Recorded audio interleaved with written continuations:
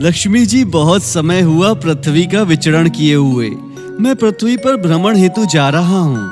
स्वामी, मैं भी आपके साथ पृथ्वी पर चलूंगी। प्रिय, मुझे तो धरती पर मानव जाति के कल्याण हेतु जाना है। आप मेरे साथ वहाँ जाकर क्या करेंगी? मैं बस आपके साथ पृथ्वी पर जाना चाहती हूँ। आपके बिना ये बैकुंठ में मैं अकेले क्या करूंगी? मुझे अपने साथ ले चलिए स्वामी। ठीक है, आप मेरे साथ चलिए, लेकिन पहले आपको मुझे एक वचन देना होगा कि आप पृथ्वी पर उत्तर दिशा की ओर नहीं देखेंगी। लक्ष्मी जी ने विष्णु जी को वचन दिया और दोनों पृथ्वी लोक पर आ गए। पृथ्वी पर सारी रात की बरसात के बाद सुहानी सुबह की ठंडी ठंडी हवा चल रही थी। हर तरफ हरियाली थी। बहुत मनोरम दृश्य था। देवी, मैं अपने काम से उत्तर दिशा की ओर जा रहा हूँ। आप अपने वचन के अनुसार उत्तर दिशा की ओर नहीं देखेंगी।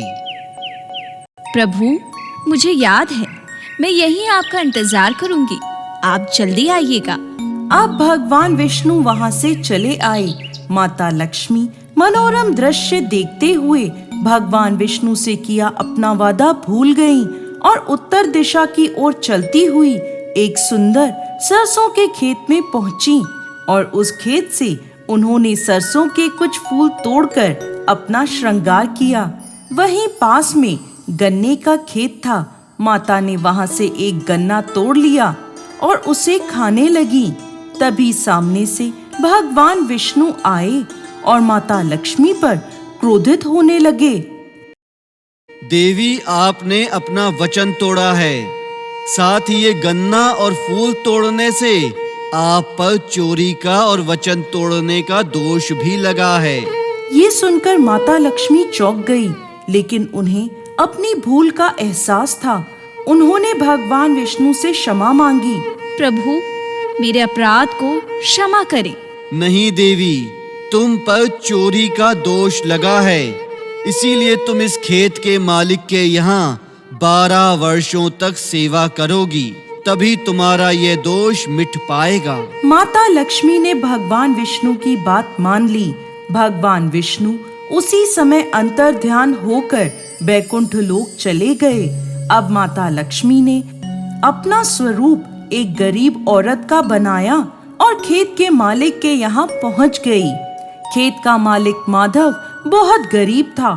उसके पास बस एक खेत ही था और एक टूटी फूटी झोपड़ी थी, जिसमें वो अपनी पत्नी और 4 बेटियों के साथ रहता था। माता लक्ष्मी साधारण स्त्री के रूप में माधव के पास पहुंची। भाई, मेरा नाम लक्ष्मी है, कृपया मुझे कोई काम दे दो। अरे बहन, मैं तुम्हें क्या काम दूंगा?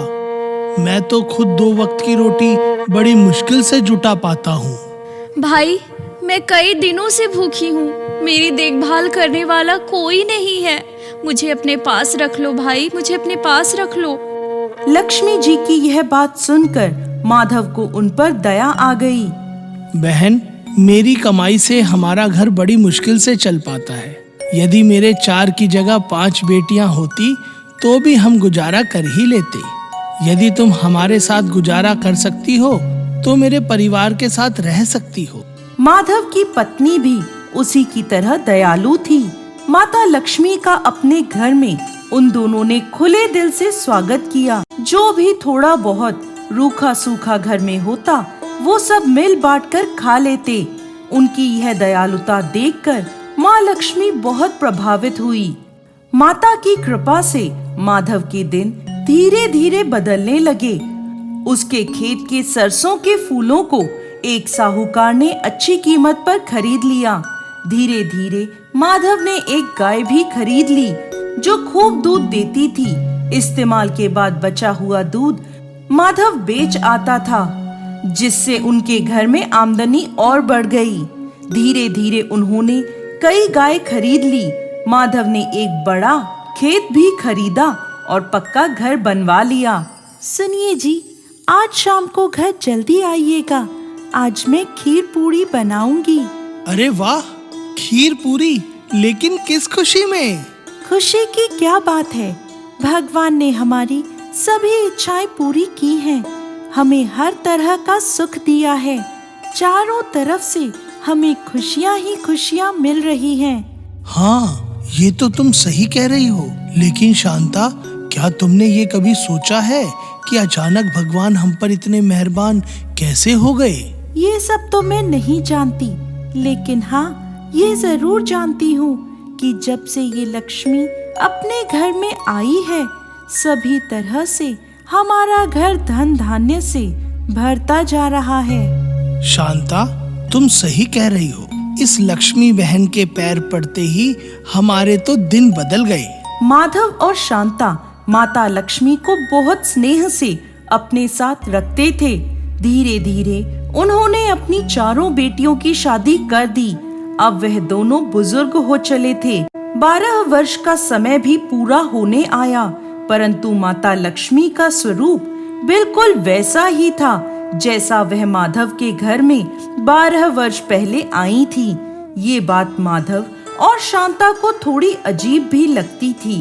एक दिन जब माधव अपने खेतों से वापस घर आ रहा था, तब उसने देखा कि उसके घर के बाहर खूब गहनों में सजी हुई लाल कपड़े पहने एक औरत खड़ी है। ये देखकर वो चौंक गया। पास आकर देखा तो वो पहचान गया कि ये तो लक्ष्मी है जो उसके घर में रह रही थी। तभी वहाँ भगवान श्री हरि विष्णु प्रकट हुए, जो माँ लक्ष्मी को अपने साथ ले जाने आए थे।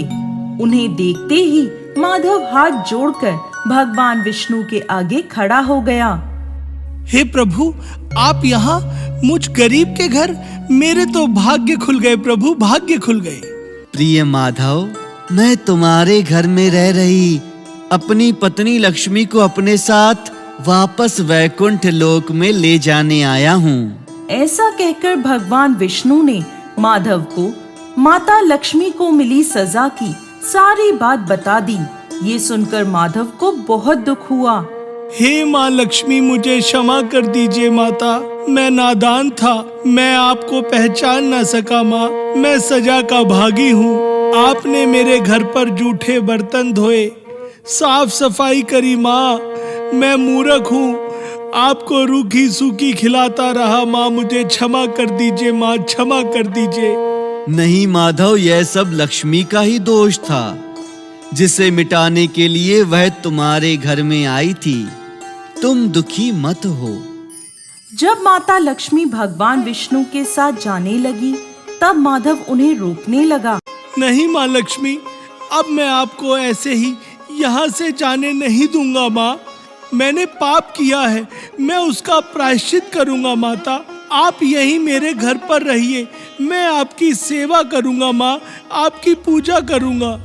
नहीं माधव, अपने दोष को दूर करने के लिए ही लक्ष्मी तुम्हारे घर में रह रही थी। इनका स्वभाव तो वैसे भी चंचल ही है, यह एक जगह पर नहीं टिकती हैं। बड़े बड़े राजा महाराजा भी इन्हें आज तक रोक नहीं पाए। माधव फिर भी हट करता रहा। हे माधव, यदि तुम मुझे रोकना चाहते हो तो सुनो। धनतेरस के दिन तुम अपना घर अच्छे से स्वच्छ करना, रात्रि में घी का दीपक जलाना, तब मैं तुम्हारे घर आऊंगी और तुम मेरी पूजा अर्चना करना। जो आज्ञा माता, जैसा आपने कहा मैं वैसा ही करूंगा माँ। अब माता लक्ष्मी भगवान विष्णु के साथ वैकुंठ लोक को चली गई। माधव ने माता लक्ष्मी के बताए अनुसार धनतेरस के दिन पूजन किया। उसका घर धन धान्य से परिपूर्ण हो गया। उसी दिन से हर वर्ष सभी लोग धनतेरस के दिन माँ लक्ष्मी की पूजा अर्चना करने लगे।